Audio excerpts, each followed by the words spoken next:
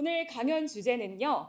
제약 바이오 업계의 특허 전략, 에버그리닝 특허 전략을 중심으로입니다. 발표에 앞서 법무법인 유한 대륜의 이일영 변호사님을 간단히 소개시켜 드리려고 하는데요. 이일영 변호사님께서는 약사, 미국 회계사, 변리사 자격을 모두 갖추고 계십니다. 셀트리온 사내 변호사 출신으로 국내 대형 제약회사 3사의 특허 소송을 대리한 바 있는 전문가이십니다. 특히 글로벌 제약업체인 화이자를 상대로 승소한 경험도 있으신데요. 법무법인 그르제일에서도 활약하신 바 있습니다. 오늘 강연에서는 에버그리닝 특허 전략을 포함하여 특허 분류 체계, 특허 전략 설계의 중요성, 최신 특허 전략 동향 등 다양한 내용을 다뤄주실 예정입니다. 그럼 이일영 변호사님을 뜨거운 박수로 모시겠습니다.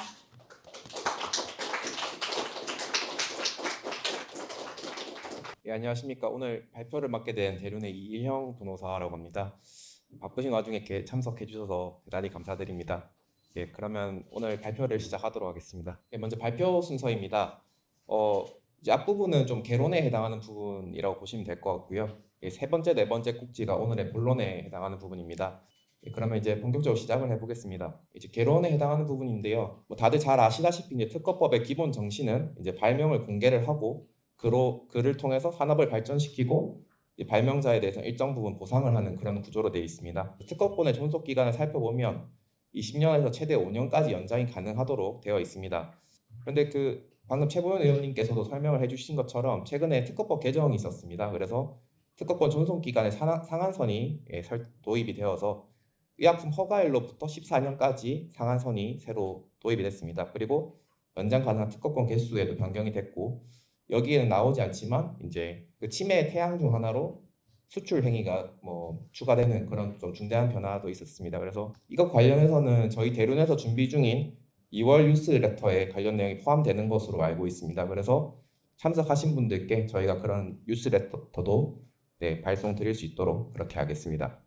그러면 이제 제약바이오 분야에서 특허 전략 수립이 왜 중요한지에 대해 좀 설명을 드리자면 다들 잘 아시겠지만 개발 난이도가 점차 증가하고 있습니다. 그래서 그러다 보니 비용이 증가를 하게 되고 제약회사 입장에서 이제 비용을 회수하려는 회수 기간이 늘어나게 됩니다. 그러다 보니 아까 말씀드렸다시피 독점권 기간이 20년 플러스 알파 최대 25년이라고 설명을 드렸는데 이 기간을 조금 더 늘리게 되면 제약회사 입장에서는 그 비용을 충분히 회수할 수 있게 됩니다. 그러다 보니 그런 특허 전략을 수립하는 게 중요하다 이렇게 말씀을 드릴 수 있습니다. 이 자료는 이제 10년간 FDA 승인 의약품 동향을 보여드리는 차트인데요. 왼쪽 차트는 연도별 승인 의약품이고 오른쪽은 실제로 이제 승인에 얼마나 시간이 걸리는지를 이제 통계를 낸 건데 밑에 표를 보시면 이제 2002년까지는 FDA 승인까지 대략 6.4년이 걸렸습니다. 근데 2010년부터는 이제 8.1년으로 기간이 늘어났습니다. 그 이유는 2010년쯤 해서 이제 약화 사고나 의료 사고 이런 것들이 좀 발생을 했기 때문에 이제 FDA에서 허가 허들을 좀 높인 이유가 있고요. 그러다 보니 허가 난이도가 조금 증가한 상태다 그렇게 이해하시면 될 것 같습니다. 그래서 이 차트는 독점권 만료 이후에 약가가 어떻게 변화하는지를 보여주는 차트인데요. 진한 남색깔 그래프가 이제 오랄 메디슨 경구용 약제이고 푸른색이 올 메디슨 경구용을 포함해서 모든 약품에 대한 것입니다. 보시면 12개월이 지나면 독점권이 만료되고 12개월이 지나면 약가가 66%에서 51%가 인하가 되고 10년이 지나면 77에서 88%가 떨어집니다. 그 말은 이제 신약을 어렵게 개발하더라도 특허권 만료 이후에 약가가 폭락을 한다. 그렇기 때문에 제약회사로서는 20년 플러스 알파보다 더 장기간 독점권을 가져가고 싶은 욕구가 발생한다. 이렇게 이해를 하시면 됩니다. 이게 소결론입니다. 특허 전략을 잘 이해하고 대응하는 것이 결국은 제약회사의 직접적인 이익으로 귀결이 된다. 이렇게 이해를 할 수 있고 저도 이제 사내 변호사 경험이 있습니다만 회사에서는 이 리걸 비용을 보통은 이제 비용으로 많이들 인식을 하시는 것 같습니다. 그렇지만 이제 우리 제약 바이오 분야에서는 사실 이런 특허 비용은 어떻게 보면 회사의 이익과도 귀결이 되기 때문에 결코 가볍게 여길 수는 없다. 이렇게 저는 생각을 하고 있습니다. 특허 분류 체계에 대해서도 좀 간단하게만 설명드리겠습니다. 여기까지는 좀 개론에 해당하는 부분이라서 가볍게만 들어주시면 될 것 같습니다. 특허법상 이제 발명은 크게 세 가지로 나눠져 있습니다. 물건 발명, 방법 발명, 그다음 제조 방법에 관한 발명 이렇게 나누어져 있는데 저희 제약바이오 분야에서는 이걸 좀 더 세분화해서 뭐 다양한 발명 유형들이 존재를 합니다. 그래서 이제 선택 발명이라는 개념을 좀 설명을 드리고 싶은데 이것도 오늘 주제랑 직접 관련된 부분은 아니기 때문에 가볍게만 들어주시면 될 것 같습니다. 우선 선택 발명이라고 하면 저기 벤 다이어그램 차트를 좀 보시면 이해가 조금 쉬울 수 있으신데요. 저 큰 원이 이제 상위 개념의 발명이고 그 안에 있는 작은 원이 이제 선택 발명이라고 보시면 됩니다. 그래서 선택 발명 쉽게 설명드리면 그 상위 개념에서 이제 하위 개념을 선택해서 만드는 발명 그렇게 보시면 되고 지금 보시면 선택 발명의 범주에 다양하게 있다. 이렇게 말씀을 드리는데 1번부터 3번까지는 이제 화학 발명에 해당하는 것이고요. 저희 의약품 분야에서는 4번 의학 발명이 좀 주로 이슈가 되고 있습니다. 그래서 설명드린 내용이 조금 더 자세하게 나와 있는 부분이라서 이거는 가볍게 보시면 좋을 것 같습니다. 그래서 주로 진보성이 문제가 되고 있습니다. 이것도 오늘 직접 주제가 아니라서 간단히 넘어가겠습니다. 그래서 이제 선택 발명은 이제 대표 판례가 두 가지가 있습니다. 올란자핀 판례와 악픽사반 판례가 있는데 올란자핀 판례는 두 판례의 차이를 간단히만 설명을 드리면 이제 특허법에서는 진보성 판단이라는 어떤 법리적 기준이 있는데 올란자핀은 선택 발명에 있어서 진보성 판단은 독자적인 법리에 의해 하여야 한다라는 취지고 아픽사반 판례 같은 경우에는 그렇지 않다. 그냥 일반적으로 판단하는 기준에 따르면 충분하다. 뭐 이렇게 좀 판례 변경이 있었다라고 보시면 될 것 같습니다. 그래서 이게 선택 발명의 개념을 좀 보여드리는 그림이라서 제가 좀 첨부를 했는데요.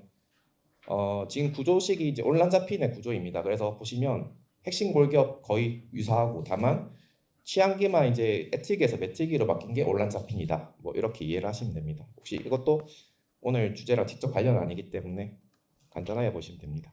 그래서 이거는 이제 혹시 업무하실 때 참고하실 수 있도록 그냥 제가 정리를 한 자료입니다. 선택 발명 관련해서 궁금하시면 한번 참고를 하시면 좋을 것 같습니다. 그다음에 이제 의학 용도 발명은 저희 쪽 바이오 분야랑 또 관련이 있기 때문에 조금 들어주시면 좋을 것 같고요. 우선 용도 발명이라고 하면은 이제 새로운 용도나 적응증을 발견해서 이거에 관한 새로운 특허를 출원한다 보시면 되고 주로 청구항 작성 방법, 명세서 기재 이런 것들이 좀 문제가 되고 있습니다. 그리고 권리 범위가 어디까지 미치는지 이런 이슈들이 있습니다. 그래서 이거는 사례로 설명을 드리면 조금 더 이해가 쉬우실 것 같습니다. 가장 유명한 사례가 이제 비아그라 사례인데요. 이제 비아그라는 뭐 다들 잘 아시다시피 이제 원래는 심혈관계 치료제로 개발이 된 약품인데 남성의 발기부전 치료에 효과가 있다라는 게 발명이 되면서 사실은 이제 원래 용도보다 더 많이 유명해진 약입니다. 그래서 작용 기전도 간단하게 제가 첨부를 했는데 저기 중간에 보이시는 cGMP의 양을 늘리면 이제 평혈근이 계속해서 이완한 상태를 유지를 하게 됩니다. 그래서 이런 공통된 기전이 있기 때문에 새로운 용도로 발견을 한 발명이고요. 그래서 뭐 이야기를 자세히 아실 필요는 없을 것 같고 저희 오늘 시간에서는 다만 이런 것이 있다, 이런 것이 의학 용도 발명의 대표 사례다 정도로 이해를 하시면 충분할 것 같습니다. 그래서 비아그라 판례도 역시 간단하게 보시면 되는데 어쨌든 결론적으로는 이건 무효가 됐습니다. 그래서 제형 발명도 굉장히 많이 시도가 되는 형태인데 뭐 대표적으로는 이제 제형의 물리적 형태를 바꾸거나 방출을 제어하거나 뭐 이런 것들이 있는데 요즘 제가 알기로는 서방형 제재가 굉장히 많이 시도가 되고 있는 것으로 알고 있습니다. 특히 이제 비만 치료제 쪽에서는 서방형 제재가 굉장히 시도가 많은 것으로 알고 있고요. 그래서 이런 것도 단순히 제형 발명이라고 해서 가치가 떨어지는 것이 아니라 실제로 굉장히 가치가 있는 발명으로 인식이 되고 있습니다. 그래서 좀 빠르게 진행을 했는데 지금부터 좀 본론에 해당해서 좀 천천히 진행을 하겠습니다. 그래서 이제 에버그린 특허 전략이 무엇인지에 대해서 좀 설명을 드리겠습니다. 에버그리닝이라는 단어는 이제 늘 푸르게 하다 뭐 이런 영어 단어 뜻인데요. 그래서 늘 푸르게 하다 이런 의미처럼 이제 제약회사들이 계속해서 이익을 영구적으로 취할 수 있게 하는 전략이다라는 뜻에서 이제 에버그린 특허 전략 이렇게 명칭을 하고 있습니다. 그래서 기본적인 개념은 이제 기존 특허가 만료되기 전이나 아니면 특허가 지속되는 중에 새로운 특허를 계속 출원을 해서 후속 주자들이 쉽게 진입하지 못하게 한다. 이런 기본 컨셉을 이해를 하시면 될 것 같고요. 그래서 후속 특허로 다양한 형태들을 시도를 합니다. 그래서 앞서 설명드린 것처럼 제형 변경, 뭐 새로운 적응증, 그다음 주성분을 조합을 바꾼다든지 뭐 이런 것들을 계속 출원을 함으로써 이제 후속 주자들이 여기에 걸려가지고 이제 진입을 못하도록 하는 그런 개념이라고 이해를 하시면 될 것 같습니다. 에버그린 특허 전략은 사실 좀 양면성이 있고 이제 다들 잘 아시겠지만 이 약이라는 거는 결국 보험이랑도 관련이 있는 거기 때문에 규제기관 같은 경우에 이런 에버그린 특허 전략을 뭐 마냥 허용하고 뭐 반기고 이렇지는 않는 것 같습니다. 그래서 최근에는 이제 진보성을 엄격하게 보고 특허를 주지 않거나 아니면은 경우에 따라서 특허권을 남용으로 해서 공정거래법 같은 것으로 규율하는 경우도 있습니다. 또 제네릭 회사 같은 경우에도 이러한 이제 후속 특허를 무효화시킨다든지 아니면 권리범위 확인 심판을 구해서 침해가 아니라는 걸 확인을 받는다든지 그 외 특허 회피 전략을 이제 시도를 하는 그런 식으로 회피를 하고 있습니다. 그래서 이 차트가 이제 그 전반적인 개념을 또 잘 보여드리는 차트라서 제가 첨부를 해봤습니다. 보시면은 이제 특허 출원일이 0년, 5년 사이에 이제 특허 출원일이 나옵니다. 그리고 보시면은 25년하고 30년 사이에 이제 그때를 기점으로 해서 이익이 좀 감소하는 걸 확인할 수가 있는데 그 시점이 바로 이제 특허가 만료된 시점입니다. 그래서 특허가 만료된 날로부터 이제 이익이 급감하는 걸 확인할 수가 있고 그래서 이제 이거를 뭐 그래프로 해석을 해보자면 저기 있는 X축의 길이를 길게 하면 저기 이익 구간에 있는 면적이 증가할 것이니까 그러면 당연히 많은 이익을 향유를 할 수 있게 되겠죠. 그래서 특허 기간을 최대한 길게 하는 게 에버그린 특허 전략이다. 이렇게 다시 한번 설명을 드릴 수 있습니다. 이것도 이제 실제로 어떻게 그럼 특허 전략을 구사하는지를 잘 보여주는 그림이라서 제가 첨부를 해봤습니다.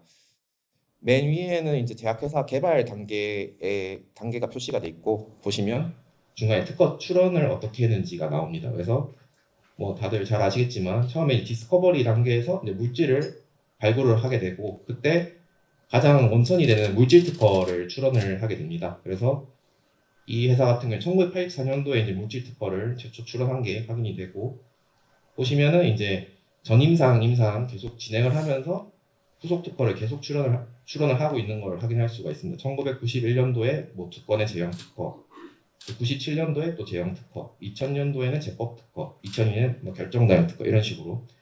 그래서 이제 1984년도에 있는 물질 특허가 만료가 되더라도 이제 뒤에 있는 특허 중에 하나라도 침해를 하게 되면 생산을 할 수가 없게 되기 때문에 이렇게 후속 특허를 통해서 이제 방어를 한다 이런 컨셉이라는 것을 다시 한번 확인할 수 있습니다. 그래서 이것도 마찬가지입니다. 그 리피토 사례를 들고 와봤는데 보시면 제일 위에 있는 게 물질 특허 2007년 5월에 만료가 되는 특허였습니다. 그런데 밑에 이제 굉장히 많은 후속 특허가 있다는 것을 확인하실 수 있습니다. 그래서 이거는 좀 상세한 내용을 그냥 풀어 쓴 거라서 확인을 그냥 읽어보시면 될 것 같고요. 그리고 이제 이 사례 같은 경우에는 특허만으로 방어를 하는 게 아니라 이제 마케팅을 통해서 방어를 하는 그런 사례입니다. 그래서 이거는 사실 에버그리닝이랑 조금은 뭐 동떨어져 있긴 하지만 이런 식으로 이제 제약회사들이 많은 노력을 하고 있다 그런 거를 보여드리고자 첨부를 했습니다.